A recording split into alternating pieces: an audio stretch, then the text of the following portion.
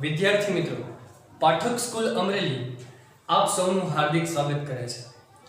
Last લેક્ચરની અંદર આપણે સૂચકાંક વિશેની બેઝિક થિયરી જોઈ હતી. હજુ પણ આપણે આ લેક્ચરમાં વધારે થિયરી જોવાની છે, જેની અંદર સમય અનુસાર વસ્તુની કિંમત, રાષ્ટ્રીય આવક, પુરવઠો, માંગ, જીવન નિર્વાહ ખર્ચનો આંક, માનવ વિકાસ આંક વગેરેમાં સમય મુજબ સતત ફેરફાર થતો રહે છે. પરંતુ જેમ જેમ સમય પસાર થાય એમ સમય સાથે પરિવર્તન થતું હોય છે. તો એવી રીતે સમય પરિવર્તન સાથે વસ્તુની કિંમત, મૂલ્ય કે જથ્થામાં થતા ફેરફારનો અભ્યાસ કરવો ખૂબ જ મહત્વનો છે. તો આ ફેરફાર આપણે કઈ રીતે કરી શકાય? તો એ ફેરફારનો અભ્યાસ છે એ કુલ બે રીતે આપણે માપી શકાય છે. તો પ્રથમ છે નિરપેક્ષ માપની રીત, જેને આપણે તફાવતની રીત પણ કહી શકાય છે, અને બીજી છે સાપેક્ષ માપની રીત, જેને આપણે ગુણોત્તર તરીકે ઓળખી શકીએ છીએ. તો નિરપેક્ષ માપની વાત કરીએ તેમાં તફાવત લેવાનો હોય છે. તો અહીંયા નાનકડા એક્ઝામ્પલ દ્વારા જોઈએ આપણે. તો અહીંયા આપણને વર્ષ 2019 અને 2020 આ બે વર્ષની માહિતી આપણને આપેલી છે, જેની અંદર બે વસ્તુ રહેલી છે, ઘઉં અને ચોખા. 2019 ની અંદર એનો ભાવ 24 રૂપિયા છે પ્રતિ કિલો, જ્યારે 2020 ની અંદર એનો ભાવ રૂપિયા 30 છે. તો અહીંયા રૂપિયા 6 નો એક વર્ષમાં વધારો જોવા મળે છે. ચોખાની અંદર ભાવ 2019 ની અંદર 40 રૂપિયા છે, 2020 માં એનો ભાવ વધીને 46 રૂપિયા થાય છે. તો અહીંયા પણ રૂપિયા 6 નો વધારો જોવા મળે છે. તો વિદ્યાર્થી મિત્રો, નિરપેક્ષ માપની વાત કરીએ આપણે તો અહીંયા બંને વસ્તુમાં રૂપિયા 6 નો વધારો જોવા મળે છે. તો આ વધારો જે છે એ કોમન છે, બંનેમાં સરખો તફાવત છે. તો એનો મતલબ એવો થઈ શકે ખરા કે આ બંનેનો ભાવ છે એ સરખો વધ્યો છે, અને એને આધારે આપણે અભ્યાસ કરીએ તો કદાચ એ આપણને ગેરમાર્ગે દોરી શકે છે. કેવી રીતે? ઘઉંનો ભાવ 24 રૂપિયા છે ત્યારે 6 રૂપિયા વધ્યો છે, અને ચોખાનો ભાવ 40 રૂપિયા છે ત્યારે માત્ર ખાલી 6 રૂપિયા વધ્યો છે. તો આ બંનેમાં ડિફરન્સ છે, પણ આપણે જોઈએ તો રૂપિયા 6 અને 6 બંનેમાં ઇક્વલ દેખાય છે. તો આ નિરપેક્ષ માપની રીત જે છે એ કદાચ આપણને ગેરમાર્ગે દોરી શકે છે, એ આપણે આગળ જોશું. જ્યારે સાપેક્ષ માપની વાત કરીએ તો એમાં એક ગુણોત્તરની રીત કહી શકાય છે. તો સૌથી પહેલા એ જોઈએ કે સૂચકાંકની વ્યાખ્યાની અંદર સાપેક્ષ શબ્દ એ ખૂબ જ મહત્વનો છે. તો સાપેક્ષ ફેરફાર કોને કહેવાય? તો કે કોઈ ચલ રાશિના બે અલગ અલગ સમયના મૂલ્યમાં થતા ફેરફારના ગુણોત્તરને એ સાપેક્ષ ફેરફાર કહેવામાં આવે છે. હવે આપણે જોઈએ અહીંયા કે નિરપેક્ષ વસ્તુ જે છે, નિરપેક્ષ માપની વાત કરીએ તો એમાં બંને વસ્તુમાં ભાવનો વધારો રૂપિયા 6 જે છે એ સમાન છે, એક સરખો છે. જ્યારે ચલમાં થતા ફેરફારો સરખાવવા માટે આ રીત યોગ્ય ગણી શકાય નહીં. એ આપણે હમણાં સાબિત કરીએ. કેવી રીતે? હવે આપણે જોઈએ કે સાપેક્ષ માપની રીત જે છે એની અંદર ભાવ સાપેક્ષ એક શબ્દ રહેલો છે. તો ભાવ સાપેક્ષ આપણને કેમ મળે? તો કે P1 ના છેદમાં P0 ગુણ્યા 100. તો આ P1 અને P0 ગુણ્યા 100 એનો મતલબ શું થાય?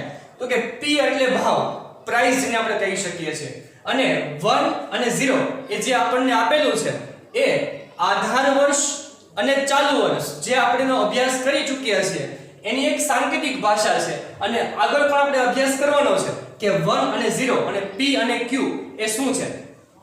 તો ભાવ સાપેક્ષ નું સૂત્ર એવું છે કે P1 ના છેદમાં P0 અને ગુણ્યા 100 કરવાથી ભાવ સાપેક્ષની ટકાવારી આપણને મળે. એ જો બંને વર્ષની ટકાવારી મળી જાય તો બંનેને સરખાવી અને જે કાંઈ ડિફરન્સ જોવા મળે એ સૂચકાંકના માધ્યમથી આપણે અભ્યાસ કરી શકીએ છીએ. હવે આપણે આ જ એક્ઝામ્પલને આપણે ગુણોત્તરથી માપીએ તો કે 2019 ની અંદર ઘઉંનો ભાવ 24 રૂપિયા હતો, જે 2020 ની અંદર ઘઉંનો ભાવ રૂપિયા 30 થયો છે. તો આપણે જોઈએ કે 24 ને આધારે આ વર્ષે ભાવ 30 રૂપિયા થયો છે. તો કેટલો ભાવ વધ્યો? તો કે P1 ના છેદમાં P0 ગુણ્યા 100 એ ભાવ સાપેક્ષના સૂત્ર મુજબ એપ્લાય કરીએ તો 30 ના છેદમાં 24 ગુણ્યા 100 એટલે કે 125% જે છે એ આપણને ઇન્ડેક્સ એટલે કે સૂચકાંક જે છે આપણને મળે છે.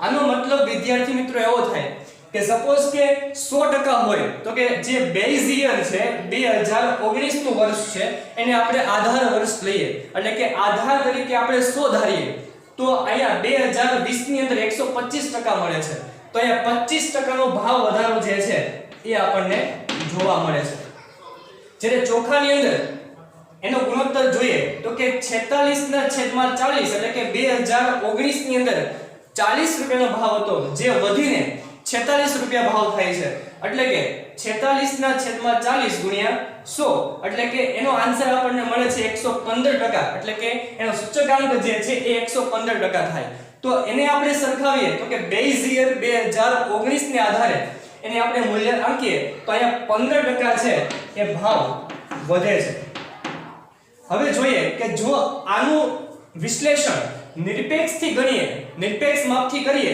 તો અહીંયા રૂપિયા 6 અને 6 બંનેમાં ઇક્વલ આપણને વધારો બતાવે છે પણ આનું જ મૂલ્યાંકન જે છે એ આપણે સાપેક્ષ માપથી કરીએ તો ટકાવારી સ્વરૂપે જોઈએ તો કે ઘઉંની અંદર 25% ભાવ વધ્યો છે અને ચોખામાં ઘઉંની સરખામણીએ ઓછો એટલે કે માત્ર ખાલી 15% ભાવ વધ્યો છે તો અહીંયા આપણને ખ્યાલ આવશે કે ભાવ વધારો કેમાં વધારે છે જો નિરપેક્ષથી આ વસ્તુ આપણે મૂલ્યાંકન કરીએ તો બંનેમાં રૂપિયા 6 અને 6 એ ભાવ વધારો જોવા મળે છે એટલે કે સામાન્ય રીતે એને આપણે સરખો વધારો માનીએ છીએ પરંતુ નહીં સાપેક્ષ માપની અંદર ગુણોત્તરથી આ વસ્તુ જો માપીએ તો એની અંદર આ ટકાવારી જે છે એમાં ઘણો મોટો તફાવત જોવા મળે છે એટલા માટે સૂચકાંકની અંદર સાપેક્ષ માપનો ગુણોત્તરથી જે આપણે એનું મૂલ્ય આંકીએ છીએ એ સચોટ છે એટલે કહી શકાય કે નિરપેક્ષ માપની રીત ના ચલમાં થતા ફેરફારો સરખાવવા માટે આ રીત જે છે એ યોગ્ય ગણી શકાય નહીં હવે આપણે જોઈએ કે સૂચકાંકની વ્યાખ્યા શું કહે છે આપણને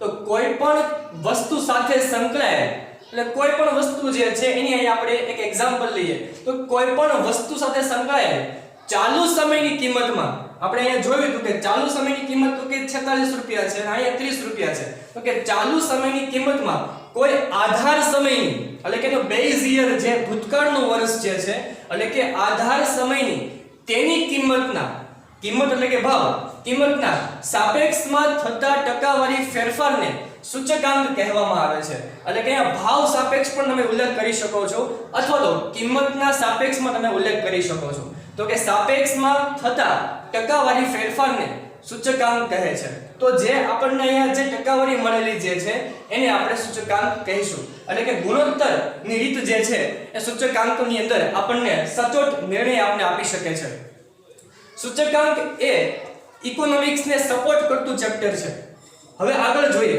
તો કે અહીંયા બે શબ્દ આવ્યા કે આધાર વર્ષ અને ચાલુ વર્ષ તો આપણે અગાઉ જોઈ ગયા એ મુજબ આધાર વર્ષ એટલે કે જૂનું વર્ષ એને સાંકેતિક ભાષાની અંદર આપણે શૂન્ય કહીએ છીએ અને ચાલુ વર્ષ એટલે કે એને જે નવું જે રિસેન્ટલી વર્ષ જે પાસ થયું છે એને સાંકેતિક ભાષામાં આપણે એક કહીએ છીએ કિંમત એટલે કે પ્રાઇસ એટલે કે પી કહેશું આપણે જથ્થો એટલે ક્વોન્ટિટી ઘણી વખતે જથ્થાને રકમમાં વપરાશ પણ કહી શકાય છે તો કે જથ્થો એટલે ક્વોન્ટિટી એટલે ક્યુ તરીકે આપણે ઓળખીશું ચાર શબ્દો અહીંયા આપણે જોવાના છે જે આપણને આગળ દાખલામાં ખૂબ ઉપયોગી થવાના છે આધાર વર્ષનો ભાવ આને સાંકેતિક ભાષામાં શું કહેવાય તો કે આ ચાર શબ્દો જે છે એ આ ચાર શબ્દોનું કોમ્બિનેશન છે એટલે કે અહીંયા ભાવ એટલે પી પણ ભાવ કયા વર્ષનો તો કે આધાર વર્ષનો છે તો કે આધાર વર્ષને શું કહેવાય કે 0 કહેવાય તો આને કહેશું આપણે P0 તો રકમમાં P0 આપણને આપે એનો મતલબ એવો થાય કે એ આધાર વર્ષનો ભાવ છે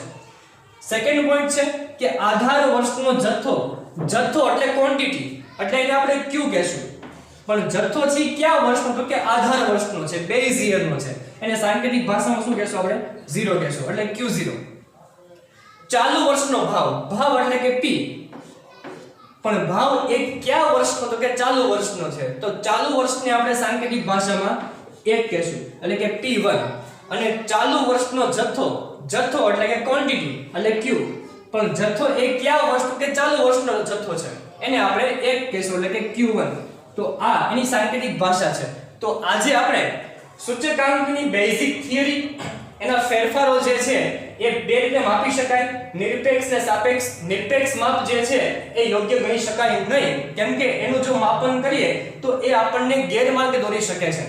એટલે સાપેક્ષ માપની રીત જે છે એ સૂચકાંક માટે ધ બેસ્ટ છે એ આપણે કહી શકાય છે. તો નેક્સ્ટ લેક્ચરની અંદર થિયરી હજુ પણ બાકી છે, સૂત્રો બાકી છે, એ આપણે જોવાના છે. પાઠક સ્કૂલ પરિવાર આપણને એક વિનંતી કરે છે કે stay home, stay safe. Thank you.